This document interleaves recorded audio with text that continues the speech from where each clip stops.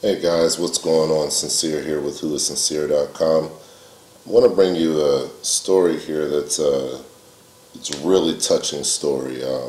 It's probably the best story never told. I'm just reading about it now, and I've watched a couple of videos of what I could find, the information I could find about it. If anybody in Hollywood is listening to this, please turn this into a Hollywood a hit. This story is, I mean, it's a phenomenal story, but what you're looking at is Desire Projects in the Ninth Ward of New Orleans, Louisiana. It consisted of 262 two-story brick buildings containing 1,860 units on almost 100 acres of land. So, I'm not going to read that whole first paragraph, but in short, I mean, you're talking about a very impoverished place. Um, if we start from right here, actually, I'm reading. The projects were meant to serve for the large amount of the underprivileged African American residents in the New Orleans area, soon becoming a place of despair. Desire eventually became a dark no man's land, leaving many residents infested with problems with little or no help from the government. So, I mean, this place was, in short, the place was a dump, and the only thing that fluctuated there was the hopes of the people. There was up times, there was down times, most of the time down. Um, as far as the poverty level, that never fluctuated. It started off bad and it just continued to get worse until it was eventually torn down. Let's read about the conditions. Conditions in Desire were immediately poor before residents even moved into their complexes. Many problems began because of the lack of foundation under each building. Instead of cement being laid down, the buildings were all set on wet soil, causing the structures to sink. Porches broke away from homes, gas, water, and sewer lines were also laid improperly, resulting in leakages. Desperation for housing increased, and this time, and many residents moved into Desire and stayed there regardless of the conditions. Many people suffered lack of privacy due to the small amount of space, resulting in many having to share hallways, porches, and as well as courtyards, although this is a common attribute of most apartment dwellings. Besides, the actual buildings were borderline unlivable. The surrounding location was also an area of solitude, lacking basic essentials for residents such as stores, churches, and bus routes. Many people would sit on their porches because their living quarters were so dark and smelled of sewage.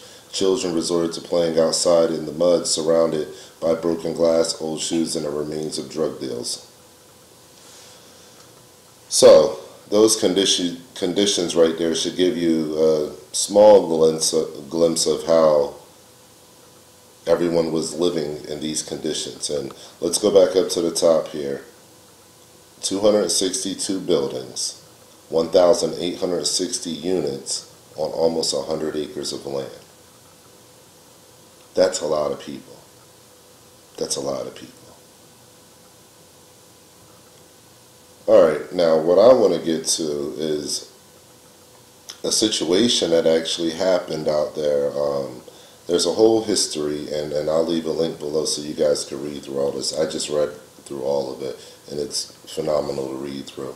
But there's a history here that is, very little talked about, and I find it very funny, especially with what's going on in Oregon right now, with the Oregon uprising that they're having. It's just interesting that I look at what happened with the Black Panthers here and their involvement in Desire and Desire projects and how they were treated, differently, as opposed to how the people in Oregon are being treated. Now, someone was just arrested in Oregon. The first person was just arrested, but they were arrested because they took one of the federal vehicles off the refuge and went to the grocery store in town, and then they got arrested for unlawful use of a federal vehicle or whatever it's called. So, they were arrested for that. But let me read this to you right here. Okay. 1970. Two spectacular shootouts by Black Panther Party and police authorities from the local, state, and federal levels. September 15th, shootout with police and Panthers on Piety Street result in no deaths. 12 Panthers arrested for murder charges. All Panthers were found not guilty by an all-white jury. Showdown in Desire. That's huge. All Panthers were found not guilty by an all-white jury. Wow. October 25th, Black Panther Party evicted by landlord and relocates headquarters from Piety Street to Desire Housing Project Building number 3315. November 19th, New Orleans PD raid Black Panther headquarters and attempts to evict them in a final standoff. Chief Clarence LaRusso sends in 250 armed cops backed by a tank and helicopters. No one was killed and no shots were fired. This was in large part due to the fact that Desire residents, many of them children, surrounded the Panther apartment to protect the Panthers and stayed there until Chief called his men back to their buses and left. That's huge. Can you imagine that in your eyes? Let me just read that one more time. November 19th. NOPD raid Black Panther headquarters and attempts to evict them in a final standoff. Chief Clarence LaRusso sends in 250 armed cops backed by a tank and helicopters. Backed by a tank and helicopters. A tank and helicopters. No one was killed and no shots were fired. Out of 250 armed men with the tank and helicopters, no one was killed and no shots were fired. I probably wouldn't fire any shots either if I seen that kind of aggression. This was in large part due to the fact that Desire residents, many of them children, surrounded the Panther apartment to protect the Panthers and stayed there until the chief called his men back to their buses and left. So that means that the children created a buffer. They stood in between the oncoming tanks and the 250 armed men. And they said, no, you're not going to enter this apartment. You're not going to take these people out of here. And their stand, many of them children, was enough to turn away the aggression. Let's continue reading. November 26th, police disguised themselves as priests and postal workers and raid the Panther headquarters inside the Desire Housing Apartment Building number 3315, shooting Panther Betty Powell in the shoulder as she tried to slam the door on them. They arrested all 6 Panthers inside and charged them with attempted murder in violation of the Federal Firearms Act. All Panthers were eventually acquitted. Do you see how big that is? They arrested 6 Panthers. So that means on November 19th, they went there with 250 people, a tank, and a helicopter. And a crowd of people, many of them children, blocked them from gaining entry to this building. Not even, 1 week later, they disguised themselves as priests and postal workers, raid the building, shoot one of the ladies, and arrest 6 Panthers. 6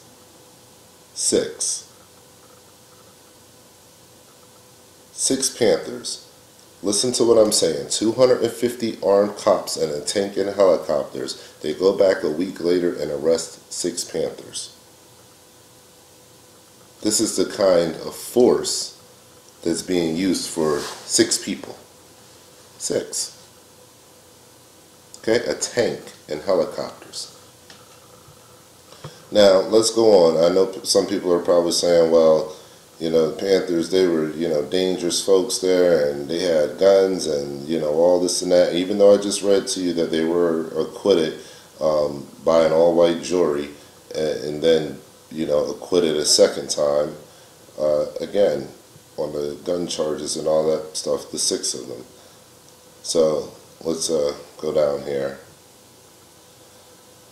The Black Panthers set up a New Orleans chapter in 1970 by establishing themselves in the Desire Housing Projects, which lasted for about 3 months. The chapter consisted of men and women who created several programs to help the residents of the desired area. The revolutionaries took it upon themselves to help the impoverished neighborhood in several ways. These services included free breakfast, which helped feed over 100,000 children. Read that again, which helped feed over 100,000 children. Free clothing, donations from merchants, as well as established self-respect, self-discipline, community responsibilities, and authority. The asserting of self-defense against attacks by cops, goons, dogs, and spies, and fundraising and organizing tasks and responsibilities for parenting. The relationship between the Panthers and residents grew strong, making it essential to the survival of the group. After a 3-month positive relationship between the Panthers, the residents' demands soon became the demands of the party. This encouraged residents support the Panthers in their time of need as they placed themselves between the power group headquarters and the authorities during a raid in November 1970. Many community members were arrested because of their support, dedication, love, and sacrifice. And let's just read this part right here. Shootout and Desire.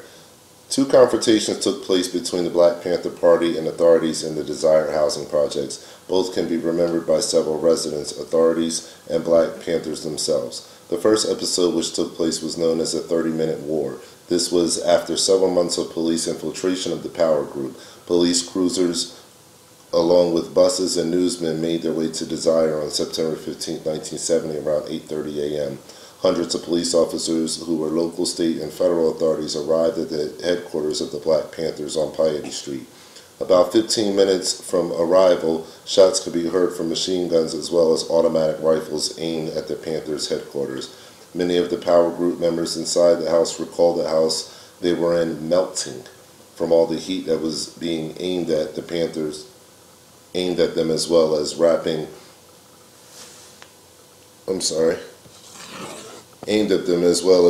bread in towels to coat with the tear gas, trying to snake them out. Remarkably, after the shooting, no bloodshed had occurred from either side.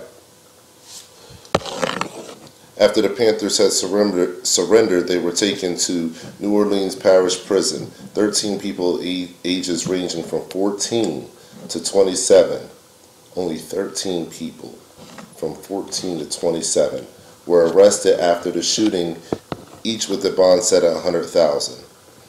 About 400 residents of Desire had gathered behind the committee headquarters and shouted anti-police slogans in support of the Panthers. Several days after the incident, some Panthers headed back to headquarters and reopened. By October 25, 1970, headquarters had been moved to apartment number 3315 in Desire. As months went by, tensions began to escalate between Panthers and police. Although, as tensions grew, so did the mass amount of support from the residents of Desire, who were determined to support the group, which had helped them significantly.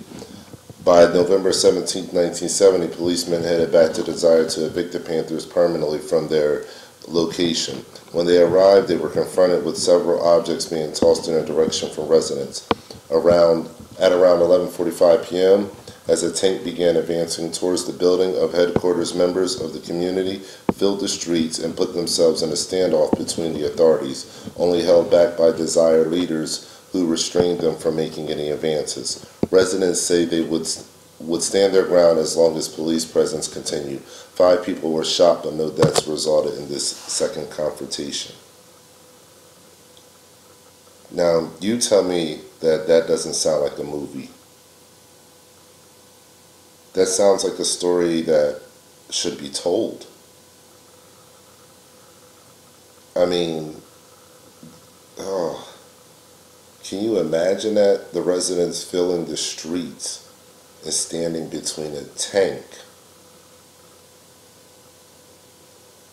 and the people that have been protecting them and taking care of them and giving the children breakfast and clothing and discipline and skills. Can you imagine that standoff? Now that's a standoff to talk about. So when people say black people don't stand up for themselves, that's not true. That's not true at all. Now we all know how this story ends. They came back, a week later with disguised as priests and postal workers and raided the building, shooting one lady and arresting 6 people that were eventually acquitted. But they still managed to burn their building down like they wanted to. But this right here, this part of the story, this is a beautiful part. They actually turned them away by their solidarity, by their unity, by their coming together and standing in the streets and saying, wait a second, we're not going to allow you to take these guys out. You can't take them out. They've been helping us. They've been here when you haven't been here. You've been hurting us, and we don't want you here. So, I think that this is a beautiful part of the story. I think that the way that this is written also only held back by desire leaders who restrained them from making any advances. So when you hear that there's no leadership in the communities, you know, all of these quote-unquote thugs held back any kind of advances towards the authority figures because they knew that their stance was strong enough to repel the presence of the authority figures. Now you tell me, like, why that's not talked about. Why isn't this in every history book? This should be a part of the public speaking process. This should be in colleges. This should be studied. I haven't even seen it in a movie. And I mean, listen to how deep that is. We're talking about hundreds of officers. We're talking about military-grade weaponry. We're talking about the same situation that happened in, I believe it was 1985 in Philadelphia, the MOVE bombings. When they bombed the MOVE headquarters and killed all those people inside, many of them children. And the Philadelphia police were responsible for dropping that satchel of explosives on a house and blowing the house up and burning down the whole neighborhood. So if the people in this situation, many of them children, didn't stand and create that buffer zone and say, no, we will not allow you to pass, then this would have been a second quote-unquote bombing on military soil of black people. Not that it hasn't happened in the churches with the fire bombs before, but I'm talking about military-grade weaponry. This is sad. This is very sad. So when we have political grievances with the government, they're met with brute force. But when others have political grievances and take up arms, they're met with passiveness. So yes, there is a double standard. We can use the MOVE situation in Philadelphia, and we can also now use the Desire situation in Louisiana. These are two clear examples of how the government reacts differently. Listen, and I'm telling you this right up front, at almost 19 minutes in, to be honest with you. Don't say that this is a racial thing, a black thing or a white thing. This is not. This is how the government treats two different groups of people. Okay? So this has nothing to do with the guys in Oregon and any kind of racial tensions there. I've actually interviewed one of the guys. You can check my YouTube for that interview for the All Rights Matter show. That's my show on Anon Radio Live. So no, this isn't about those guys being racist or anything like that. I don't want this point to fly over your head. This is about what the government does and how they treat the two different groups. And I want you to go to my Facebook fan page, All Rights Matter. All you got to do is go to Facebook and type in All Rights Matter, or go in the description section below and there'll be a link there for it. Go to the page, because we'll be sharing information like this where it's not about pointing the finger at any one group, but it's about showing you what the government does and how they treat the different groups. Now we need to all stand in solidarity. That's what All Rights Matter stands for. We need to stand in solidarity with one another, because all of our rights matter, whether we're in Oregon or whether we're down in New Orleans. It doesn't matter. The rights matter. Thank God that the children and the residents of Desire came to the help and the assistance of the Black Panthers that were in that building that day, because if not, there's no doubt in my mind that the 6 or more residents that were in there would have been killed. That tank would have killed them. Those 250 men would have killed them. Those helicopters would have took them out. But because of boots on the ground, people in the streets, forming a wall, a barricade, and saying, no, get out, they turned it all around. That's something I want to see on a movie screen. That's a story that we need to talk about. Because that's revolutionary. That's standing up to authority. When you know you've been doing good in the community and that the community supports you. That's not terrorist related. Those men fired no shots, and they were met with military force and might. And the very people they were helping helped them out in their time of need. Now, why isn't that American story told on every television set around our country? That's what we got to talk about. So I'm going to leave a link below, guys. This is just an amazing story here about Desire Projects. I want you guys to, look at this link, read all of this information. I wonder if we can get somebody like Quentin Tarantino to do a movie like this, or better yet, a black brother to do a movie like this. How about Tyler Perry do a serious movie like this? Let's reach deep into our culture and deep into who we are as a people, and deep into what our stories are in America. There's more than enough movies that can be made out of our stories and our struggles in America, and not just the popular ones, not the popular struggles that you read about in the history books in our American schools, but things that you don't hear about too much, like Desire Projects. So this needs to be something that's on the mainstream that we should talk about. What just a compelling, just moving. I want to learn more about it. I want to meet people that have lived there. If anybody knows anybody that's lived in Desire Projects, or anybody that's willing to speak, or maybe even come on the radio show, send them my way. Go to my About section on my YouTube channel and send me an email, just kind of detailing, some information so I can contact you. But I'm interested in talking to anybody from this area and linking up with you and hearing some stories and getting some more knowledge about this. So you guys check this link below in the description section, and you get a little bit more information and knowledge about it as well. As always, guys, subscribe. Download the app. It's in the description section below, so you can stay updated every day with world news and events. I post everybody's stuff to my app, so all your favorites that you like to follow, you'll likely find inside of my app. Download it below, and as always, stay alert, stay alive.